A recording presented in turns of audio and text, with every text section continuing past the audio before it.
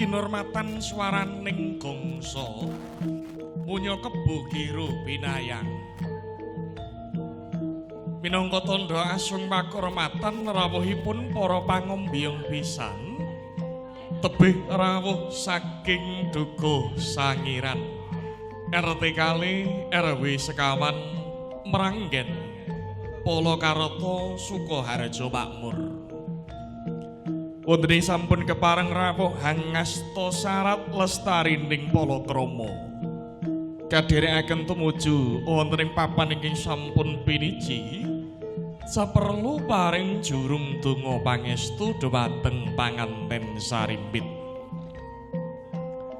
Kadhi pamuji puja mugi rawuhipun para pangombyong pisan bisa paring daya kekiyatan dumateng panganten sarimbit ingkang amangun suka angance alaming madya mestuti ila ujaring para kina bangun kula warga kang satuhu bagya lan mulya.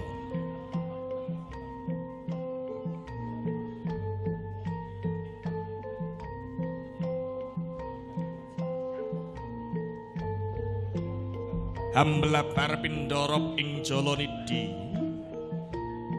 pepindhane pangombyong pisan ing sampun sami rawuh kathah gitnya paring sumbula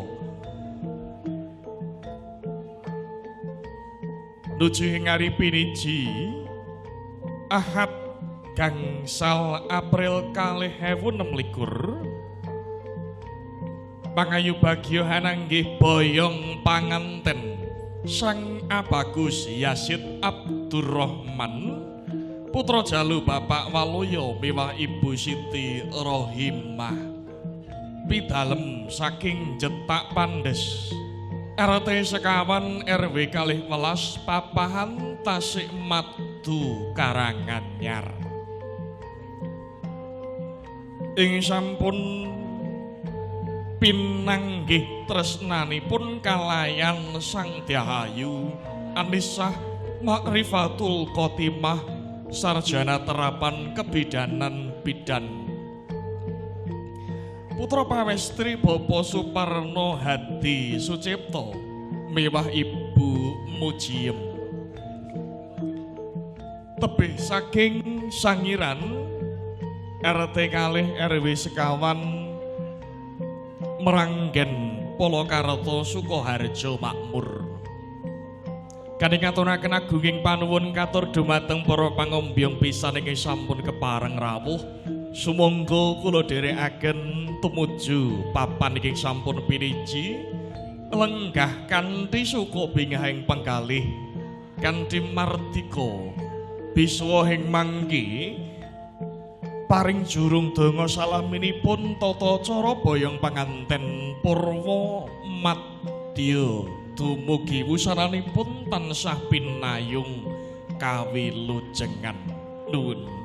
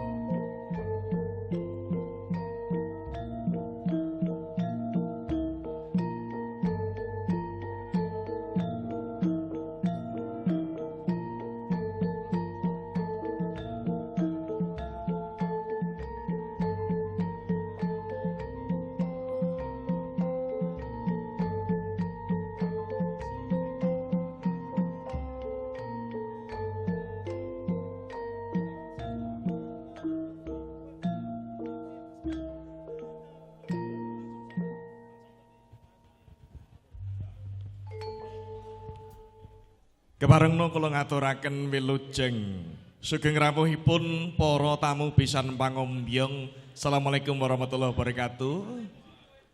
Injih, wilujeng Bapak Ibu sedaya kalayan hangrantu sawaptaning panganten. Sumangga kula dherekaken lenggah kanthi martika langkung rumiyin. Hampa bilih ing mangke sampun wonten teng ora saking pamongkridaning pawiwahan.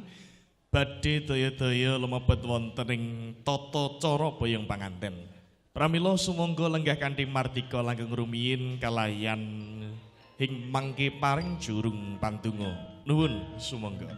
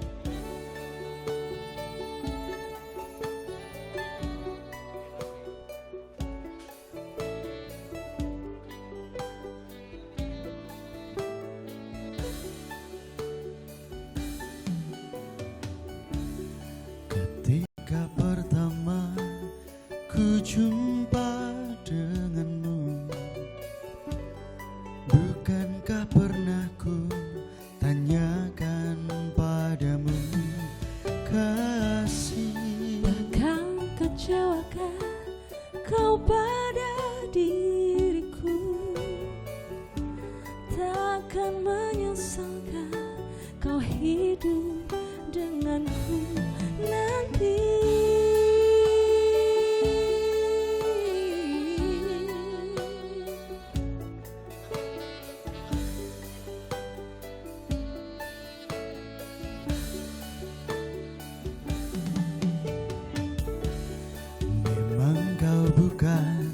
Yang pertama bagiku, pernah satu hati mengisi hidupku dulu.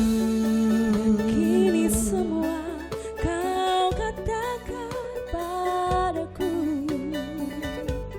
jangan ada dusta di antara kita, kasih.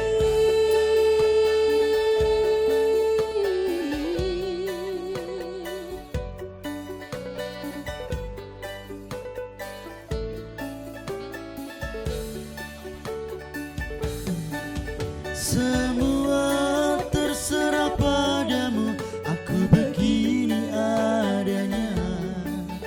Ku hormati keputusanmu, apapun yang akan kau katakan.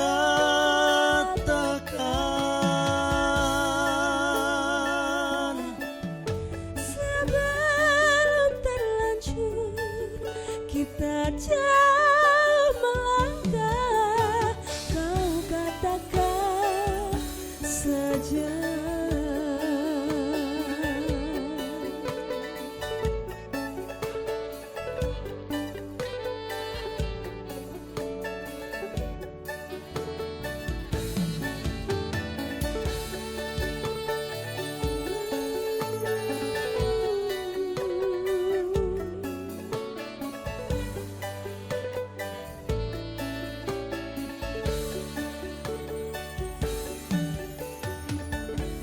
Memang kau bukan yang pertama bagiku, pernah satu hati mengisi hidupku dulu. Kini semua kau katakan padaku, jangan ada dusta di antara kita, kasih.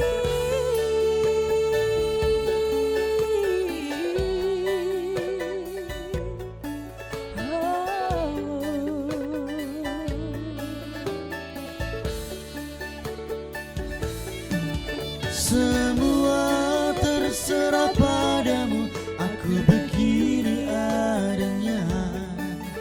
Ku hormati keputusanmu, apapun yang akan kau katakan.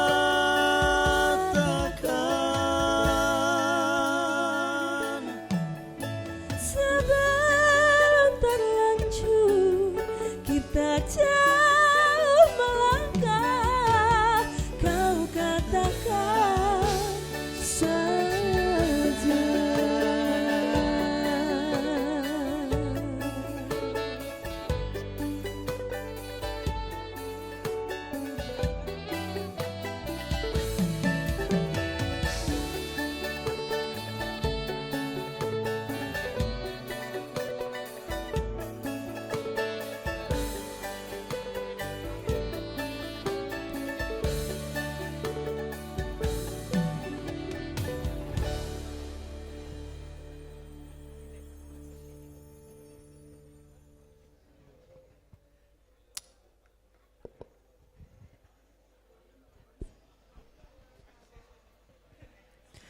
Baik, mengucapkan selamat pagi, selamat datang untuk Bapak Ibu semua yang sudah hadir pada pagi hari ini. Wilujeng lelenggan kita sketch untuk Bapak Ibu semuanya ya. Gitu. Tentunya kita masih menunggu waktu ya sebelum nanti acara dimulai dan menantikan mungkin tamu undangan sedang dalam perjalanan. Kita tukar lagu-lagu tentunya untuk menyambut kedatangan Bapak Ibu sekalian sudah rawuh. Kembali kita hadirkan di sini dengan lagu bernuansa keroncong.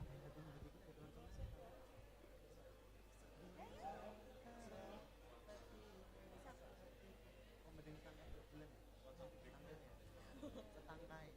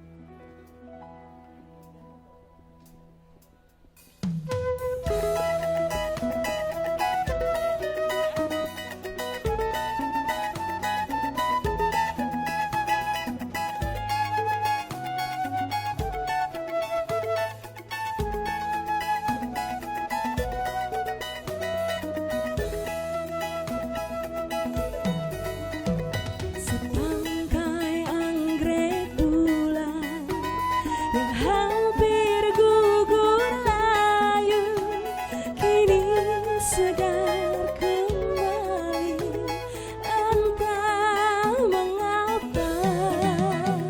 Bunga anggrek yang ku sayang kini tersenyum berdendang bila engkau berduka, matahari tak bersinar lagi.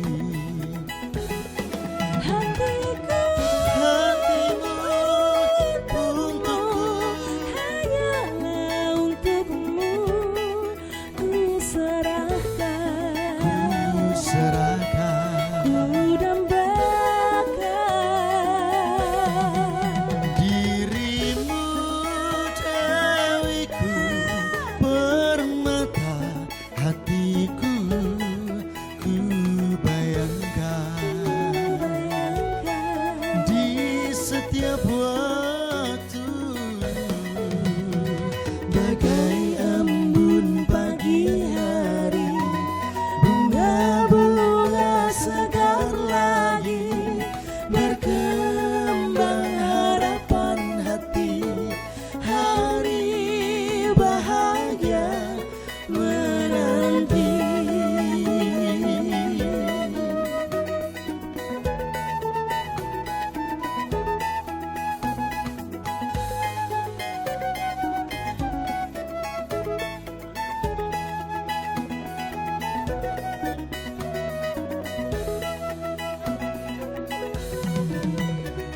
Setangkai anggrek bulan yang hampir gugur layu kini segar kembali, entah mengapa.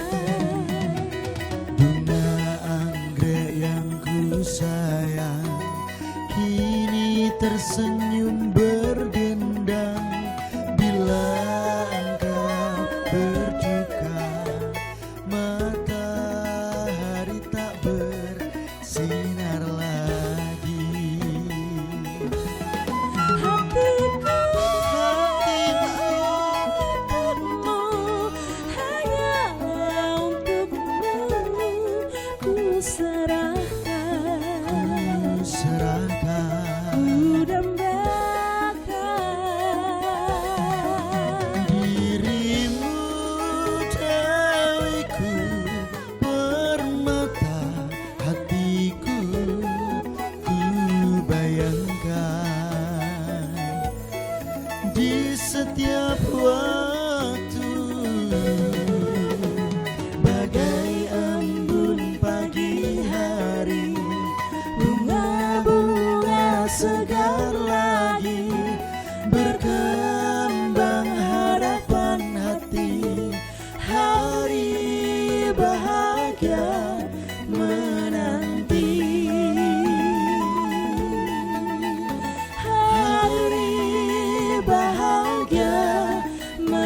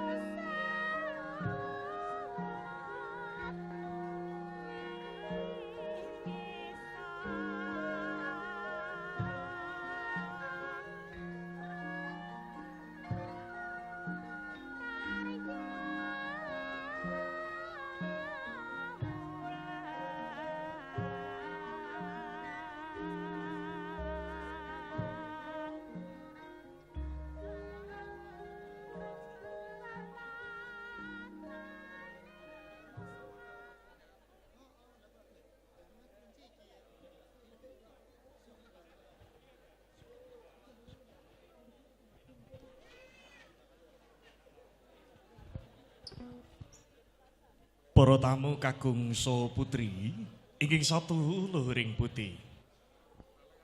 Keparengna kula dherekaken lenggah kanthi martika awit antuk dawuh saking pamonging paregian tata cara boyong panganten arsa badhe kawiwitan. Panganten sarimbit hanampi wahyuning katresnan nugraha saking Gusti ingkang Maha Agung sinerat Anjana mawi asmara Antana. Amurwa pahargyan niki kaparpa kanthi tetungga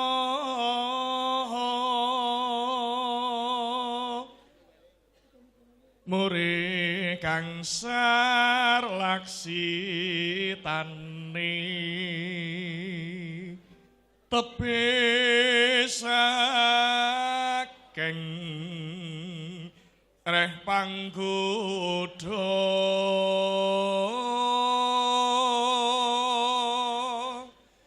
sareng kiyo handonga mrih pinangge ing rahayu santi mulya kapiwaldo.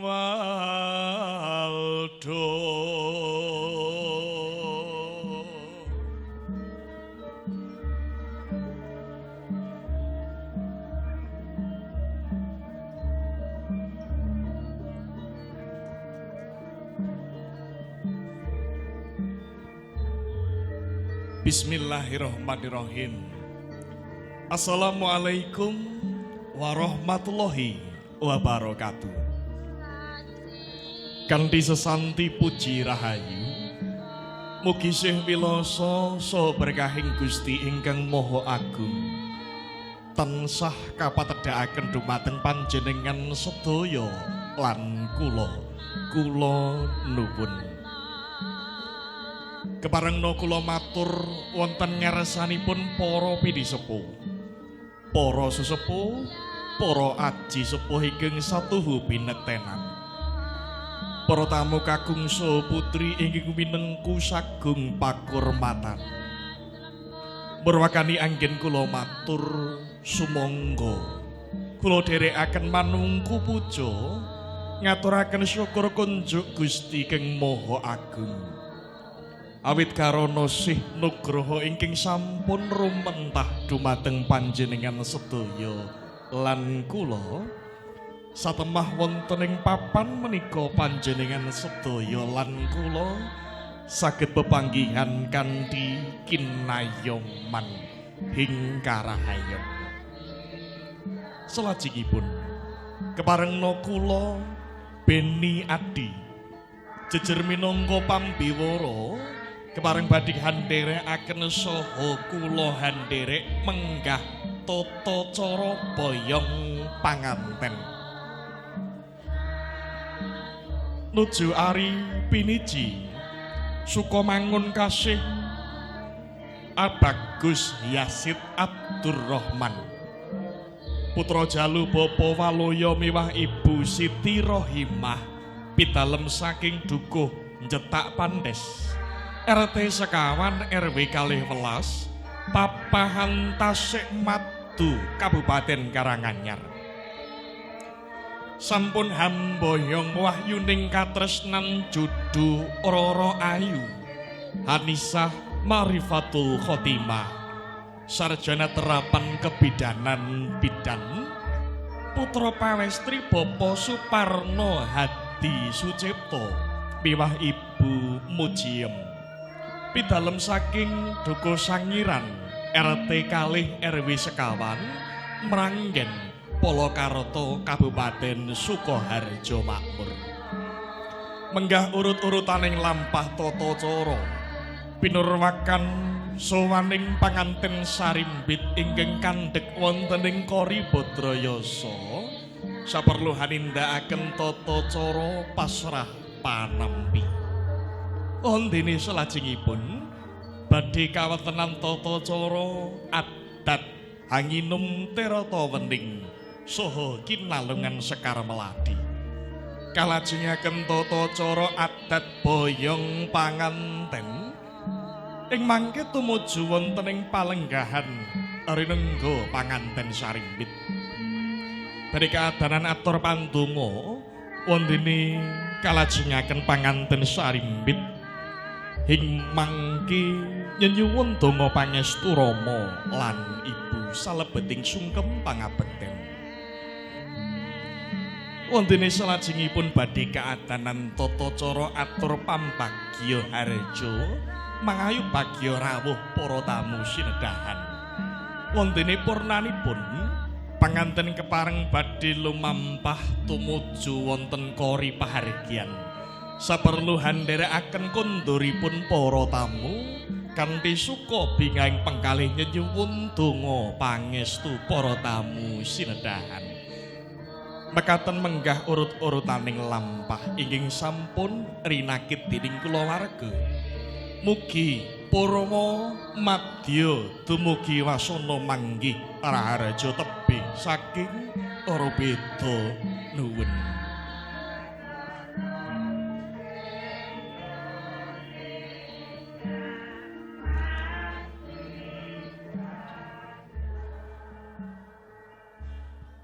Para tamu kakungsa putri sinedahan.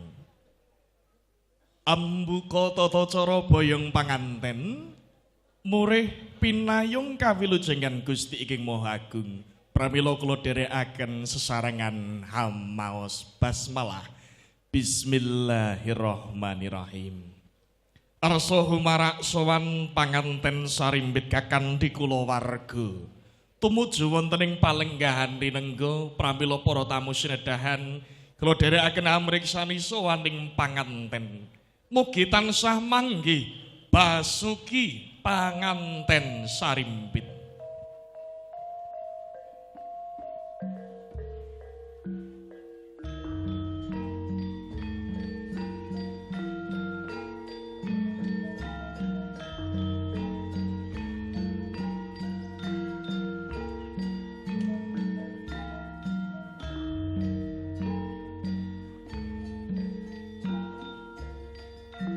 Wondene panganten sarimbit miyos saking panti busana kadherekaken bapa darsana sekalian hamiwiti laku saben sejangkah kebak donga ngalap berkah Gusti ingkang Maha Mirah satemah kejangkah sedaya pangangkah anane mung manggi indah ginyong bangun omah-omah kanthi pamuji dadiya kulawarga kang sakinah mawaddah warahmah. Wondene ing kori pahargyan sampun denantu ananggih Bapa Haji Sudarmanto sarjana seni jumeneng sinumbulan Bapa Sadina miwah Bapa Mulyani Ar-Rasyid tuturi pamangku gading mangke badhe hanampi rawuhipun besan pangombyong sutresna kalayan panganten sarimbit ingkang humarak sowan kadherekaken Bapa Diono Imam Subari jumeneng sinumbulan Bapa Ahmad Subari kalayan Bapa Suhari. Wonten tungkap tata cara atur pangandikan pasrahipun kulawarga pisan katura dumateng Bapa Diono Imam Subari kula dherekaken sumangga.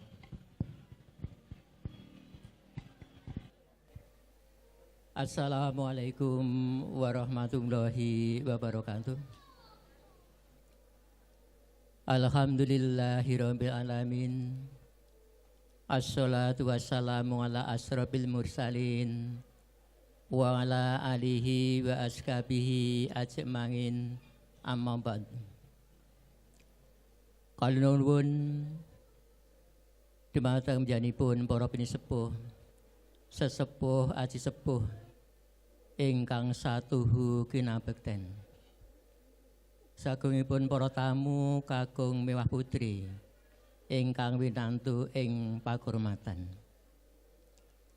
Langkung-langkung panjenenganipun Bapa Waluya Ibu Siti Rohimah ingkang pidalem nyedak tandes RT sekawan RW 12 Papahan Tasikmadu Karanganyar ingkang satuhu kula hormati.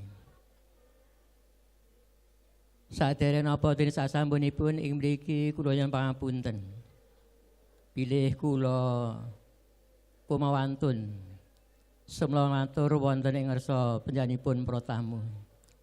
Inggih awit kula kadhawuhan panjenenganipun Bapak Suparno Hadi Sucipto sekalian Ibu saha terah keluarga.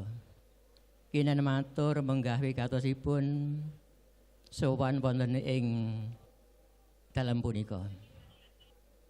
Nggih menika nuhun pamundhut panjenenganipun Bapak Waluyan sekalian Ibu Siti Rohimah ingkang supados nyuwunaken putra temanten kalih ingkang namipun Roro Anissa Marifatul Khotimah. Saha nggih menika Bagus Yazid Abdurrahman.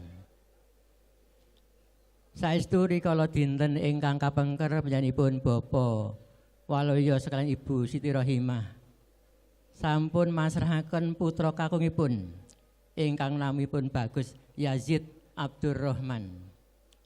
Kanthi panyuwun supados kaijab kabulaken kadhawuhaken kalih menika Roro Anissa Marifatul Khotimah sarjana terapan kebedanan.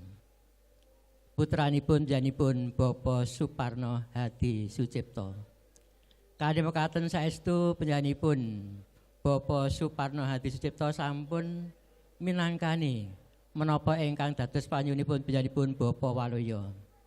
Saestu nggih menika pun Bagus Yazid Abdurrahman sampun kaijab kabulaken saha nggih menika kadhawuhaken kalian Roro Ayu Anissa Marifatul Khotimah sarjana terapan kebedanan. Menggah ijab lan kabul nggih menika sampun kalampang rikala dinten Minggu Kliwon tanggal 29 Maret warsa nggih menika 2026 wanci jam 8 enjang. Saha nggih menika kawiwaha wonten ing siangipun nggih menika wonten ing Dukuh Sangiran RT kalih RW sekawan Desa Meranggen Polokarto Sukoharjo. Putra temanten kalih ingkang nembe bebyur wonten bayan enggal bebaran agung tentu betahaken nggih menika panggula wentah sesrepan ulang wuruk wewarah kanthi mekaten mangke kawula borangaken dumateng panjenenganipun Bapak Waluya sak keluarga. Ingkang kelajenganipun ambenggah sowanipun panjenenganipun Bapak Suparno Hadi Sucipto sak keluarga. Mboten beto napa-napa. Nika namung sekedhik angsul-angsul nika saking peken Sidomulya Dukuh Sangiran.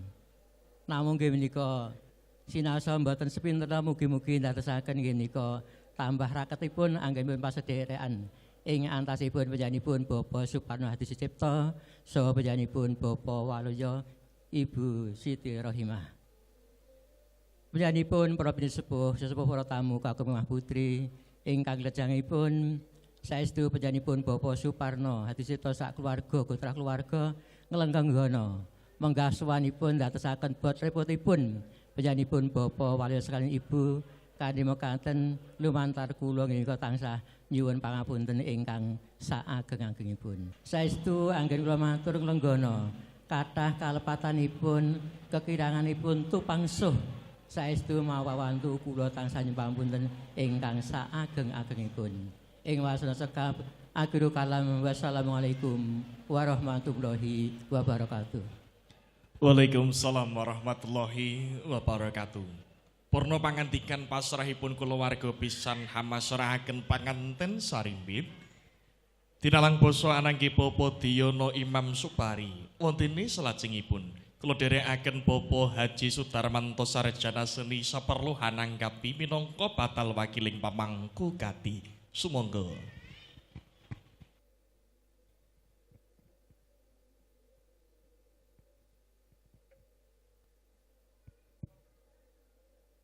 Bismillahirrahmanirrahim. Assalamualaikum warahmatullahi wabarakatuh. Alhamdulillah. Alhamdulillahirabbil alamin. Subhanallah. Astaghfirullahaladzim. Asyhadu an la ilaha illallah wa asyhadu anna Muhammadar Rasulullah. Amma ba'du. Panjenenganipun para sesepuh, para pini sepuh ingkang sampun pono ing pamawas, lebda ing pitutur, ingkang satuhu kinabekten, ingkang kinurmatan inggih menika Bapak Suparno Hadi Sucipto, sekalian Ibu Sugiem, sedaya keluarga panderek, tangga mitra ingkang satuhu bagya mulya. Katur dumateng Bapak Imam Subari ingkang pinangka talang atur saking Bapak Suparno Hadi Sucipto ingkang satuhu kinurmatan. Kawula nuwun katur dumateng para sesepuh, para pinisepuh, para tamu kakung mewah putri ingkang satuhu kinurmatan. Saderengipun sumangga kula dherekaken ngunjukaken raos puji syukur wonten ngarsa dalem Allah Subhanahu wa taala ingkang saestu sampun paring kasugengan, kawilujengan ugi kabagyan dumateng para rawuh sadaya. Katiti wonten ari siang menika kita sadaya saged makempal hangrawuhi sedahan ingkang sampun kaaturaken ingkang kinurmatan Bapak Waluya sekalian Ibu Siti Rohimah wonten Hotel Taman Sari kawontenan Rahayu Wilujeng. Saderengipun kula matur nyuwun pangapunten, kula kumamantun cumantaka matur wonten ngarsa panjenengan awit mituhu dawuhipun saking Bapak Waluya sekalian Ibu Siti Rohimah saperlu nampi pangandikan saking Bapak Suparno Hadi Sucipta sekalian Ibu Sugiem kanthi sulih sarira Bapak Imam Subari. Atur ingkang sepisan Bapak Waluya sekalian Ibu Sugiem ngaturaken panuwun awit karawuhan panjenengan sadaya ingkang saged mituhu makempal wonten ari siang menika. Ugi salam taklim saking Bapak Suparno Hadi Sucipto sekalian Ibu Sugiem ingkang sampun kaaturaken ingkang kinurmatan Bapak Imam Subari kanthi wasilah Assalamualaikum warahmatullahi wabarakatuh. Lumantaran kula minangka talang atur saking Bapak Waluya sekalian Ibu Siti Rohimah nganti atur wassalamualaikum warahmatullahi wabarakatuh.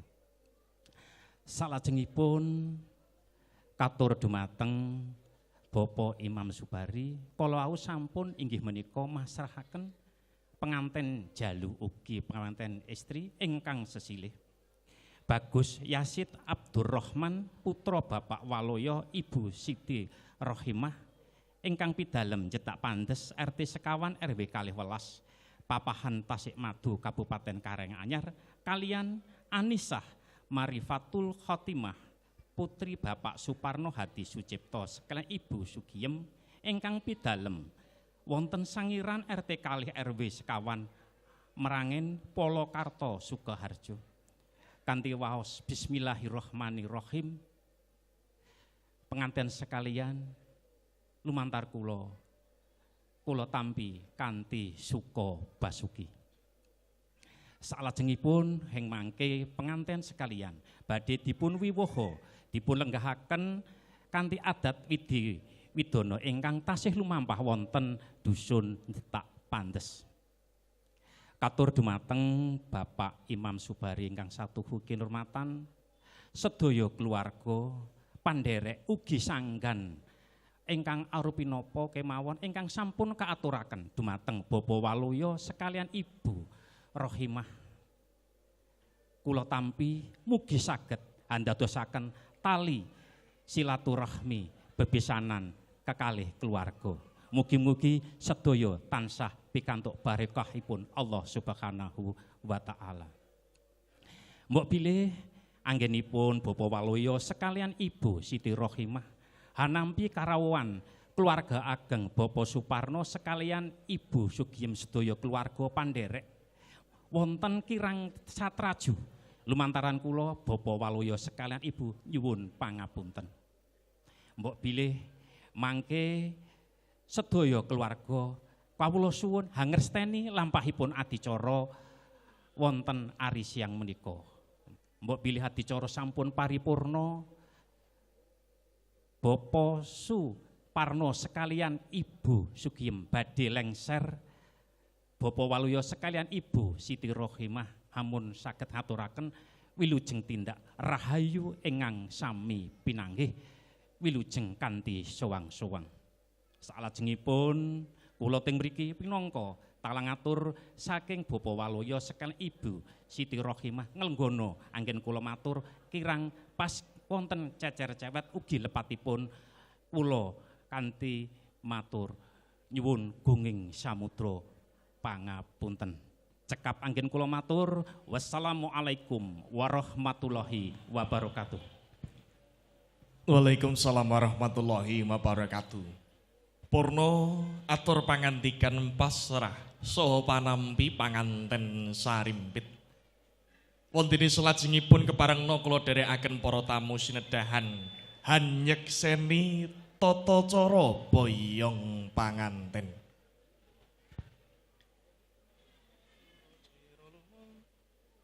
Singgah singgah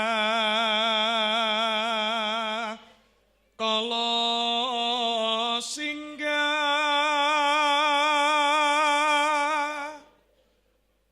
pansumingkah turga kala sumingkih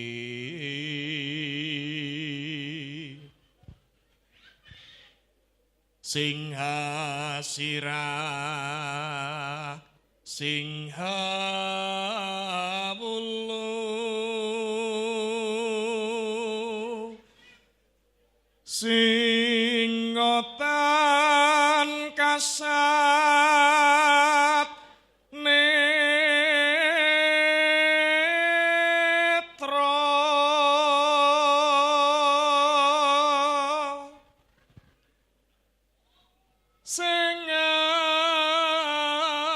tenggak sing ngawulu lan bahu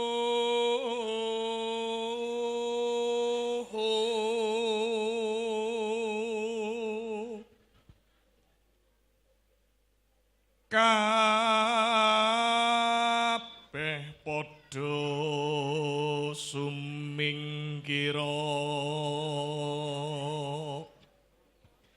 ing talenging jala nidi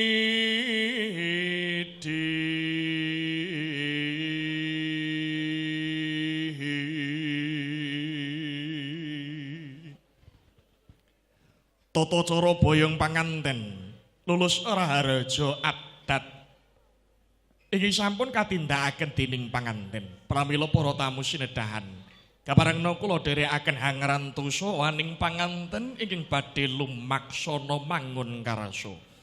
Bapak Ibu segenap tamu hadirin keluarga yang kami hormati, kedua mempelai akan berjalan tentunya dari pintu utama menuju ke singgasana pelaminan dengan penuh rasa cinta. Maka dari itu Bapak Ibu segenap tamu undangan, tanpa mengurangi rasa hormat, bersama kita saksikan kedua mempelai yang akan berjalan dari pintu utama. Kita sambut kedua mempelai yang berbahagia dengan tepuk tangan yang paling meriah dan berdiri bersama-sama. Kami mohon hadirin untuk dapat berdiri dan menyambut hadirnya kedua mempelai.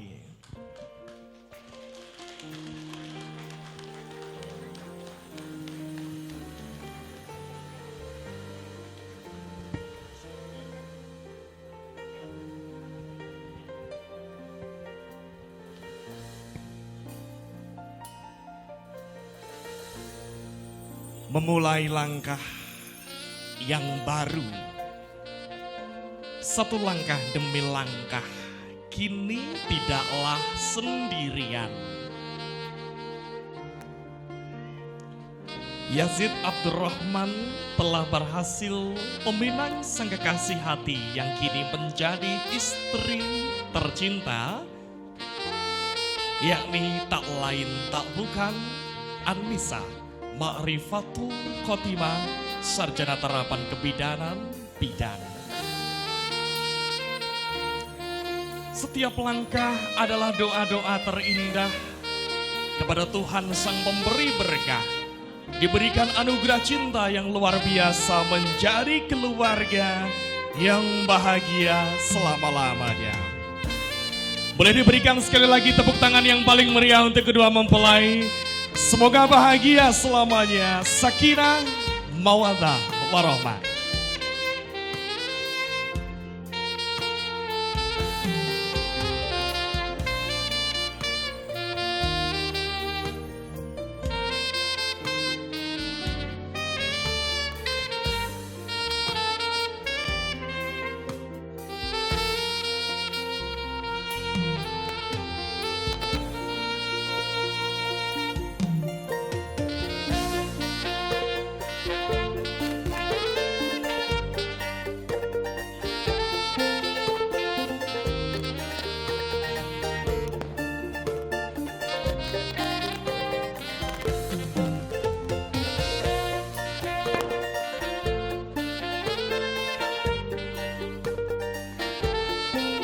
Dihantarkan oleh ayah dan ibunda tercinta, berada di belakang dari kedua mempelai dengan penuh rasa bahagia. Ayah dan ibu memberikan doa terbaik untuk putra putri tercinta. Setiap langkahnya untuk membangun kebahagiaan yang selama-lamanya indah. Boleh kedua mempelai sambil berjalan saling melihat satu sama lain. Dan Bapak Ibu segenap tamu hadirin berikan tepuk tangan sekali lagi yang paling meriah. Selamat menikah untuk Yazid dan Annisa.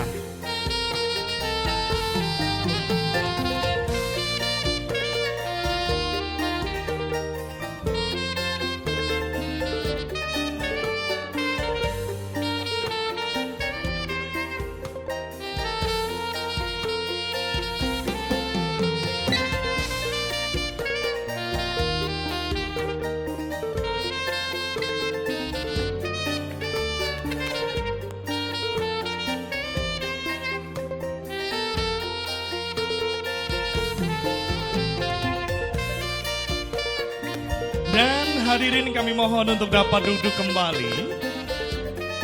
Kita menyaksikan kedua mempelai Mbak Raja dan juga Ratu Sehari pada siang hari ini.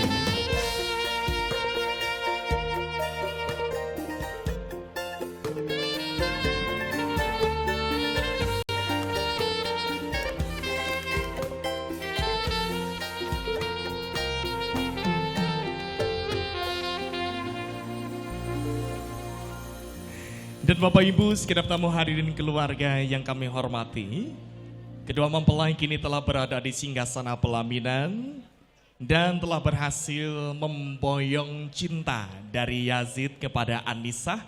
Kita selalu berdoa semoga kedua mempelai setiap langkahnya diberikan keberkahan dan juga kebahagiaan. Dan kami mohon ayah beserta ibu untuk dapat kembali menempati tempat duduk dan memberikan doa terbaik untuk putra dan putri tercinta. Di hari ini, tepat di hari Minggu 5 April 2026 bertempat di Hotel Taman Sari Karanganyar, menjadi saksi menyatunya cinta dari kedua mempelai dan diberkahi. Semoga Allah Subhanahu wa taala memberikan anugerah terindah kepada Yazid dan juga Annisa, keluarga yang paling bahagia. Ananda Yazid, kini kamu telah berhasil memboyong kekasih hatimu, Annisa, dan semoga perjalananmu yang baru ini selalu diberkati oleh Allah Subhanahu wa taala. Para tamu kakung saha putri sinedahan kepareng nakula dherekaken tungkap tata cara salajengipun Badhe adanan tata cara tausiah Sabda Tama dipun lajengaken atur pandonga. Wondene kapandhegan pandonga kalayan paring Sabda Tama dumateng panganten ingkang kinurmatan Bapak Briyana kula dherekaken sumangga.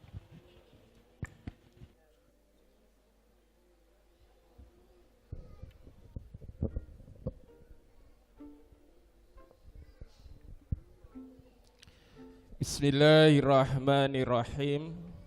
Assalamualaikum warahmatullahi wabarakatuh. Alhamdulillahilladzi khalaqa min kulli syai'in aswaja. Asyhadu an la ilaha illallah wahdahu la syarikalah. Al-malikul ma'bud. Wa asyhadu anna Muhammadan abduhu wa rasuluh al-mumazzaqu li ashabihil zuhud. Allahumma salli wa sallim ala sayyidina wa safiina Muhammadin wa ala alihi wa ashabil ladina sabaquna bil iman wa tana'umi fi dzaril khulud. Amma ba'du fa'il hadirun, para sepuh bini sepuh ingkang hanggung mastuti dumateng paing kautaman ingkang pantes pinundi, para rawuh kakung miyah putri ingkang bagya mulya. Anggung rumiyin monggo kula dherekaken tansah ngaturaken pamuji mewah panglambana dumateng ngarsa dalem Allah Subhanahu wa taala, menggah sedaya kanikmatan rahmat sosih wilasanipun ingkang sampun rumentah dumateng panjenengan sedaya dalasan kaula. Satemah wonten ing kalenggan siang puniki kita tasih kaizinaken dening Allah kembal manunggal pinanggih silaturahim kanthi kawontenan wilujeng rahayu kalis ing rupita nir ing sambi kala. Salam sholawat kita aturaken dumateng Nabiullah Rasulillah Muhammad sallallahu alaihi wasallam. Lumeber keluarga sahabat sapa tabiin, mugia panjenengan dalasan kula tansah tuhu derek tuladanipun, mugi kita sedayanipun pinaringan syafaatipun Allahumma amin. Bapak Ibu ingkang kula hormati, saderengipun doa kita bacakan wabil khusus untuk Mas Yazid kalih Mbak Anissa. Sekedhik kula badhe matur lumeberipun dumateng sedaya ingkang rawuh ingkang minangka dados penganten ingkang sampun kawak nggih. Jane nek matur ngoten, nek kaya Mas Yazid kalih Mbak Anis iki dereng enten masalah. Nggih. Isine nemung bungah karo seneng. Sing oke masalah ini malah niki. Isine masalah tok. Nggih, sing dadi pengantin kawak iki isine gur masalah tok. Nek Mas Yazid Mak Anis dereng ketemu masalah. Tapi mbuh somben. Lawit menika monggo ing pernikahan itu sangat luar biasa. Satu, pernikahan itu oleh Allah adalah salah satu cara untuk mengubah hukum. Ibu bapak ingkang kula hormati, minangka kita badhe salat, kita dalam keadaan berhadas supaya suci dengan cara berwudu atau tayamum. Merubah hukum, sing wone ora suci dados suci. Jenengan gadah bondo kathah, carane ngresiki pripun? Berzakat. Nikah nggih mekaten. Duduke Mas Yazid ngeten niki kalih Mbak Nisa, wingi niku dosa, Bu. Nggih. Duduk bareng, pegangan tangan bareng, niku haram, dosa. Tapi ketika Mas Yazid wis ngendika, saya terima nikahnya Anissa, gitu, binti Suparno, terus enten seksine ngendika sah, maka pegangan tangane ngoten niku wis ora dosa meneh, malah berpahala. Makanya nikah niku adalah ibadah yang begitu mengenakkan, ibadah yang begitu menggiurkan. Dalam lingkup segala kehidupanipun, sakwise Mas Yazid ngendika saya terima nikahnya sampai dumugi yuswanipun dipun pundhut Allah, itu selamanya ibadah. Mangkane nek enek wong sampai kok ora gelem nikah, wis umure sampai tuwek, nggih sing joko-joko niku. Napa sing perawan-perawan niku eman-eman nggih. Nikah niku enak, Mbak. Nikah niku eco, Mas. Nggih. Jangan takuti Mas Yazid niku. Contoh Mas. Le. Enak. Makanya Indonesia. Bahkan dalam agama dianjurkan man tazawwaju faqad utiya nisfal ibadati. Sing sapa wonge gelem nikah faqad utiya, sungguh dia akan mendapatkan nisfal ibadati, separuh dari nilai ibadah. Jadi selama hidup Mas Yazid niki setengahnya dia akan dilingkupi oleh ibadah. Demok-demokane tangan ibadah, cium-ciumane ibadah, sayang-sayangane ibadah, pelukane ibadah, lan sapanunggalipun niku ibadah. Merubah hukum yang dulu berdosa sekarang justru berpahala. Satu, merubah hukum. Yang dua, memang dalam pernikahan itu ada keunikan. Nggih. Ada keunikan dan kemustahilan sing terkadang gawe kula panjenengan kok di luar nalar Pak Bu. Bu, Pak, jenengan nek mirsani ludah nika gila nggih. Jorok nggih, jijik nggih. Jijik diludahi wong niku nggih nesu. Tapi ketika menikah niku berubah. Nyun sewu.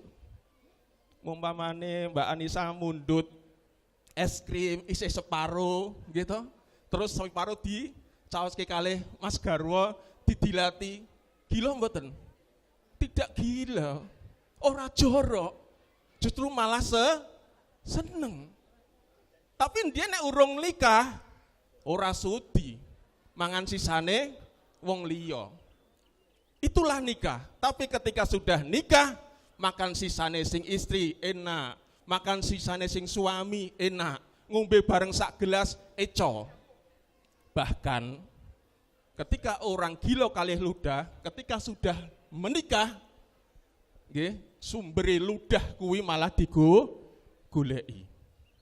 Nggih. Sumber ludah itu keluar dari mana itu malah dicari. Itulah menikah. Enten melih. Wong nek dikencingi niku nesu to Pak Bu? Nesu. Nggih, ora nek ora dikencingi ora nesu. Mesti nesu. Tapi sakwise nikah nyun sewu. Sumber dari mana kencing itu keluar pasti akan digoleki, dikangeni. Nggih to? Nalar mboten? Kadang kan ora nalar to. Dhisik urung nikah ki gila, jijik, jorok. Tapi ketika sudah nikah, justru itu malah dicari. Karena nikah memang adalah ibadah yang diberikan Allah begitu luar biasa. Cara Allah memberikan rahmatnya, kasih sayangnya kepada manusia. Tapi nggih enten ingkang niki rodok mustahil di luar nalar, nanging begitu menyakitkan dalam pernikahan. Nek Mas Yazid, Mbak Anissa kita urung nglakoni. Wis nglakoni niki. Kula badhe nyuwun pirsa Pak Bu. Suami istri itu kan sudah sangat mengenal nggih satu dengan yang lain. Mesti wis kenal, bahkan kenal sampai njaba jerone. Bahkan wong sing ora isin karo wong niku ya gur wong bojone tok. Selain wong edan. Gitu. Napa enten wong isin karo bojone? Mboten enten to nggih. Sebab wis ngerti njaba jerone sak kabehane wis ngerteni. Tapi ewadene mekaten ada kemustahilan yang bisa terjadi kepada orang yang sudah menikah. Bahkan menikahnya sudah lama, sing maune wis sangat mengenal satu dengan yang lain, tetapi dadi ora kenal. Enten mboten? Nggih. Suami istri panggon sak omah, gitu. Wis bernikah bertahun-tahun, sing sangat sudah mengenal satu dengan yang lain, tapi bisa saja kalau mongso itu terjadi suami kali istriku ora kenal Pak Bu. Enten mboten? Ketemu mlengos, gitu, turu bareng neng-nengan, madhep ngalor karo madhep ngidul, wis tahu turu bareng, mangan bareng, adus bareng, kuwi iso bojo lanang karo sing wedok kuwi ora kenal. Bahasane nembe neng-nengan. Makanya itu Mas Yazid, ampun ngantos jenengan ngalami hal ini. Nggih, wis kenal siji karo sanese, kok iso terjadi seorang suami tidak mengenal istrine. Seorang istri tidak mau menyapa suami ini. Mergo nembe purik. Ini yang terkadang merusak dalam rumah tangga niki nggih niki. Wis kenal siji karo siji kok iso neng-nengan. Wis kenal bertahun-tahun kok iso ora sapa-sapanan. Makanya ini adalah cara setan untuk merusak orang-orang yang sudah menikah dalam rumah tangga ini pun. Kenapa Pak Bu? Ya niku wau, karena dalam nikah itu semuanya ibadah sehingga setan niku anyel marang sing nikah. Sebab dia iki ibadah terus. Lah supaya dhek ora ibadah rusak ibadahe, mongko digawe antarane lanang karo wedok kuwi piye carane supaya bercerai. Salah satunya nggih niku wau, digawe neng-nengan, digawe ora sapa-saponan, digawe ora kenal. Mari ketika hal itu yang terjadi, Allah memberikan solusi. Dalam surat An-Nisa 19, kula ambil potonganipun, nggih. Wa asiruhuna bil ma'ruf. Cara yang pertama, nek sampai kok enek kejadian wong lanang karo wong wedok ora kenal karo bojone, neng-nengan karo bojone, sing lanang kudu tampil. Sebab iki tugase wong lanang. Wa asiruhuna bil ma'ruf. Monggo wong lanang pergaulainono. Nggih, pergaulilah istrimu itu dengan cara yang ma'ruf, cara yang baik, cara yang arif, duwe pengertian. Tugasnya wong lanang. Sebab sing sering purek iki biasane wong wedok. Nggih Bu. Nggih. Nek wong lanang ra tau purek, wong wedok sing biasane purek, nesunan, anyelan iku gampang. Makanya wong lanang harus ambil posisi, dia harus menjadi gentleman rajanya dalam suatu kerajaan. Pergaulilah dengan cara yang baik. Artinya bergaul satu dengan tutur kata. Ngendika sing sae Mas Yazid kalih Mbak E, nggih. Sebab wong wedok niku nggih ibaratnya koyok sawah. Sawah niku nggih kudu ditanduri, kudu diopeni, kudu sirami. Wong wedok kudu nyekel duit Mbak E. Nggih, wong wedok niku nek ora nyekel duit bingung. Nggih Mbak, nggih Bu. Dadi wong wedok kudu disirami, diobral duwite. Kudu dicekeli duit, aja sampai wong wedok ora nyekel duit. Nggih Mbak Nisa. Mbak Nisa senyum. Berarti memang wong wedok kudu dicekeli duit, disirami. Sawah ibaratnya ngoten niku. Loro, sawah ki aja diobong. Sanajan enek sampahe aja diobong. Wong wedok ki aja diseneni. Nggih, jangan dimarahi, nggih. Niku kuncine, nek wong wedok sampai dimarahi, ya niku ndadekke purek.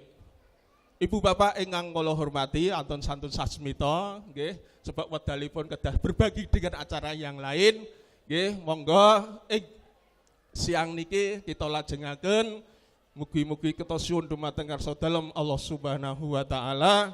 Anggenipun Mas Yazid, Mbak Anissa, anggenipun lebet wonten bebrayan ageng tansah pinaringan. Gesang ingkang runtut atut, sembada ingkang jinangka, basuki ingkang kaesti, saged ginayuh bale wisma ingkang sakinah, mawaddah warahmah. Allahumma amin. Ala diniyah wa ala kulli niyatin sholihah wa safati Rasulillah al-Fatihah. A'udzu billahi minasyaitonir rajim. Bismillahirrahmanirrahim. Alhamdulillahi rabbil alamin, arrahmanir rahim, maliki yaumiddin, iyyaka na'budu wa iyyaka nasta'in, ihdinas siratal mustaqim, siratal ladzina an'amta 'alaihim, ghairil maghdubi 'alaihim waladdallin. Amin. Allahumma shalli ala sayyidina Muhammad wa ala alihi wa ashabihi ajmain, warḍa'ana ma'ahum bi rahmatika ya arhamar rahimin. Alhamdulillahi rabbil alamin, hamdan syakirin, hamdan na'imin, hamdan yuafi ni'ama wa yukafi'u mazidah. Ya Rabbana lakal hamdu kama yanbaghi li jalali wajhikal karimi wa azimi sultanik. Allahumma sholli ala sayyidina Muhammad salatan tunjina min jamil ahwali wal afat wa taqdilana biya jamil hajat wa tutahhiruna biya min jamil sayiat wa tarfa'una biya idakal darajat wa tuballughuna biya qasal ghayat min jamil khairati fil hayati wa badal mamat innaka ala kulli syai'in qadir. Allahumma ghfir lil mu'minina wal mu'minat wal muslimina wal muslimat al ahya'i minhum wal amwat innaka sami'un qaribun mujibud da'wat ya qadiyal hajat. Allahumma inna nas'alukal huda wa tuqa wal afafa wal ghina. Khususan Mbak Anissa Mas Yazid, barakallahu wa baraka alaika wa jama bainahuma fi khair. Allahumma ali baina arsaina Mas Yazid Mbak Anissa kama alabta Nabi Adam wa Hawa. Allahumma alibta baina kama alabta Rasulillah sallallahu alaihi wasallam wa Siti Khadijah al-Kubra. Rabbana taqabbal du'a innaka antas samiul alim wa tub alaina innaka antat tawwabur rahim. Rabbana hablana min azwajina wa dzurriyyatina qurrata ayun waj'al lil muttaqina imama. Allahumma a'inna ala dzikrika wa syukrika wa husni ibadatik. Rabbana atina min ladunka rahmah wa hayyi' lana min amrina rasyada. Rabbana atina fid dunya hasanah wa fil akhirati hasanah wa qina adzabannar. Subhana rabbika rabbil izzati amma yasifun wa salamun alal mursalin walhamdulillahi rabbil alamin. Akhirul kalam. Assalamualaikum warahmatullahi wabarakatuh. Nuhun. Waalaikumsalam warahmatullahi wabarakatuh. Agunging panuwun katur dumateng Bapak Priyono ingin sampun hamandikari tetungga sesarengan murih panganten antuk rahayu pinarkahan Gusti ingkang Maha Agung. Para tamu kakung putri ingkang satuhu luhuring budi kaparengna kula dherekaken tungkap tata cara salajengipun. Badhe kadenan sawaning kanca-kanca pramuladi ngaturaken sugata katur dumateng para tamu mugi kanthi suka pingang penggalih angrahapi sugata ing sampun badhe katuraken. Salebeting kanca-kanca sowan ananggih parade Dimas Catering.